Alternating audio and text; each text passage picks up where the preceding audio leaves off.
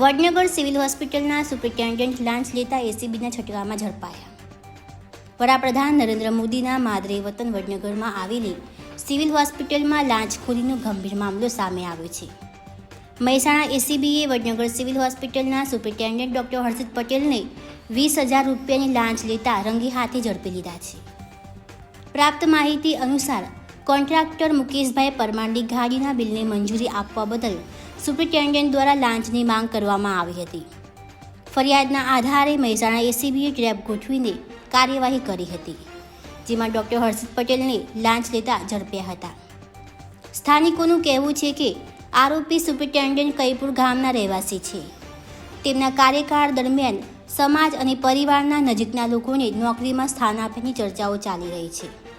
તે ઉપરાંત કેટલાક રાજકીય આશીર્વાદ હોવાની પણ ચર્ચાઓ બહાર આવી રહી છે. સ્થાનિક સ્તરે એવી પણ ચર્ચાઓ છે કે સિવિલ હોસ્પિટલમાં ભરતી પ્રક્રિયા, સાધનોની ખરીદી તેમજ રોગી કલ્યાણ ગ્રાન્ટના ઉપયોગમાં પણ ગડબડ થઈ હોવાની સંભાવના છે. જો સમગ્ર મામલે ઊંડાણપૂર્વક તપાસ કરવામાં આવે તો વધુ મોટા કૌભાંડ બહાર આવી શકે તેમ લોકો જણાવી રહ્યા છે. આ ઘટનાને પગલે આરોગ્ય વિભાગમાં ચકચાર મચી ગઈ છે.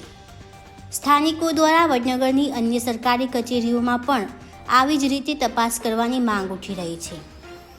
એસીબી દ્વારા આરોપી સામે આગળની તપાસ કરવામાં આવશે.